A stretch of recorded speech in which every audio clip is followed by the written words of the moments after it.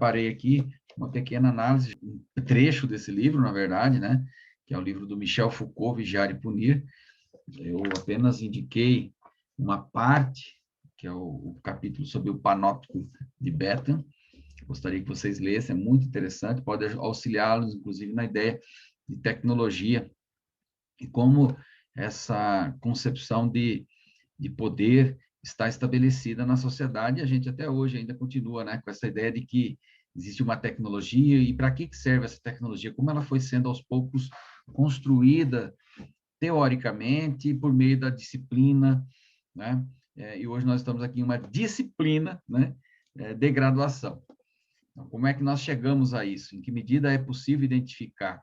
Há todo o panóptico de Bethan, né, ele faz uma descrição do século XVII, né, no momento lá em que havia uma peste na cidade. Então, ele vai falar que essas medidas, elas se fizeram necessárias, aí o poder foi se estabelecendo aos poucos, uma espécie de regulamento criado a partir do século XVII, quando eles perceberam a existência de uma dada peste, né? Então, em primeiro lugar, segundo esse autor, esse policiamento espacial estrito, né? O fechamento de cidades, da terra, né? A proibição de sair sob pena de morte, né? Enfim, todos os animais errantes também eram proibidos de circulação, as cidades, os quarteirões, em que se estabelece, então, um poder de intendente. Lá no século XVII, essa lógica foi sendo permeada. Então, com o surgimento da ciência, das explicações, do modo de ver o mundo, eles começaram, então, a criar uma série de disciplinas, e usaram, claro, a peste na época para isso. Então, a doença, a peste, na época, foi usada para exatamente colocar cada rua sob a autoridade de um síndico, de um vigia, de um intendente, de um governante. Então, essa foi a noção utilizada na época, e o Foucault, em 1975, quando escreve esse livro, já mostrava essa relação de como os poderes vão se organizando. Então, cada rua era colocada sob a responsabilidade de alguém, as pessoas eram proibidas de sair.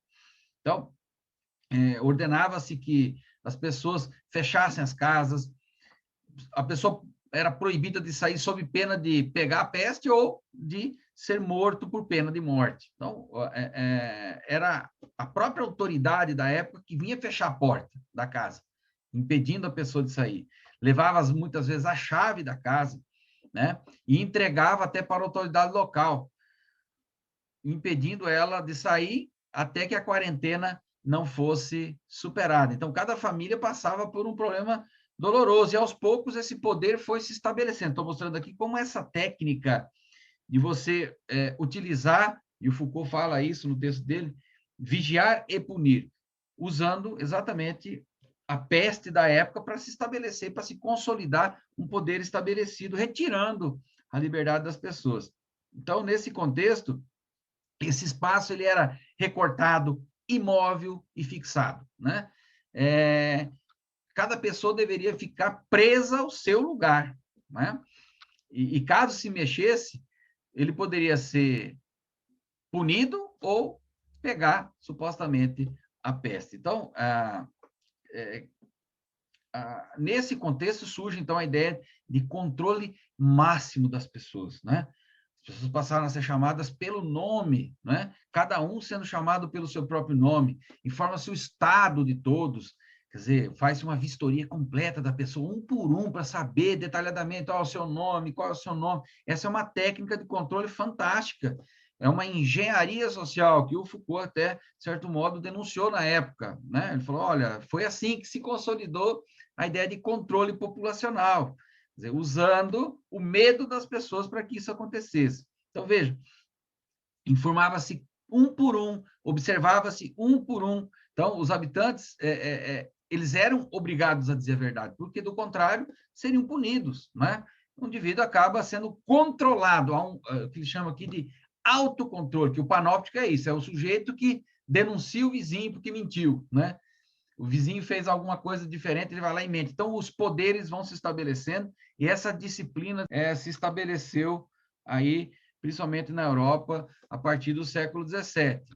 Seria a ideia do que o Foucault chama de cada um trancado em sua gaiola, cada um à sua janela, respondendo a seu nome e se mostrando quando é perguntado, né?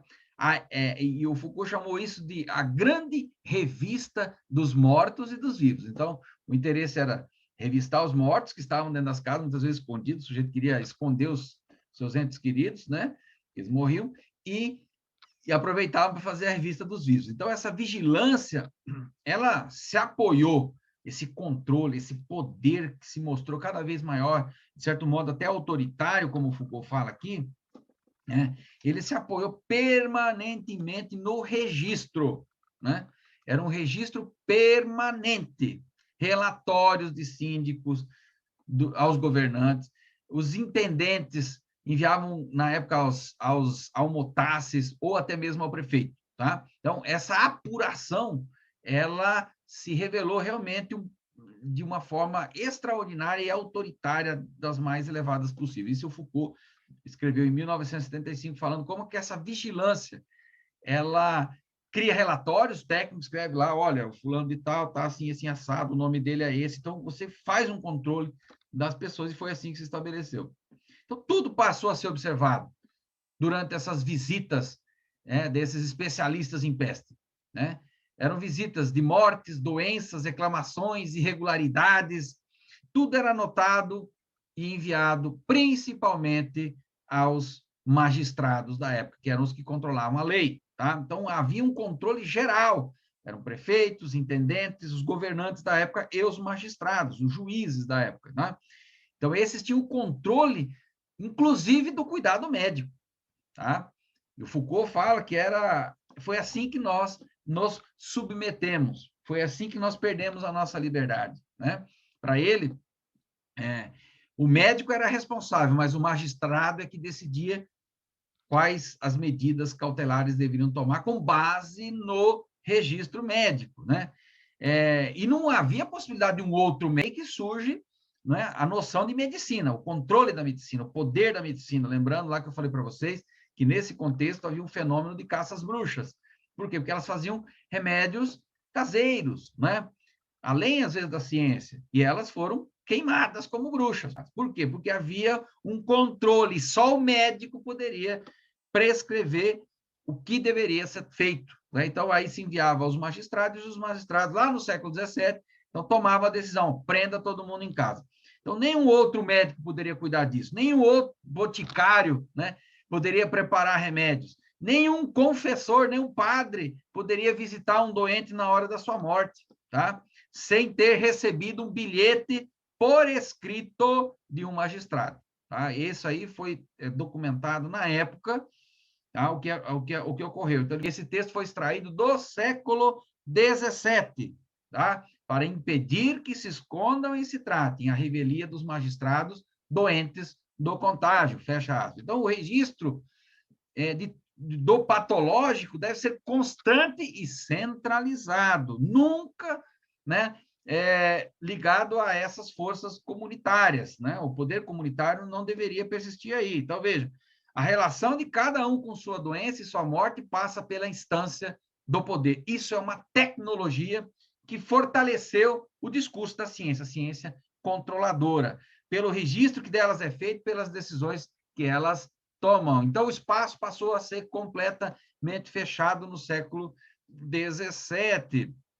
E é interessante esse texto do Foucault, né, exatamente escrito em 1975.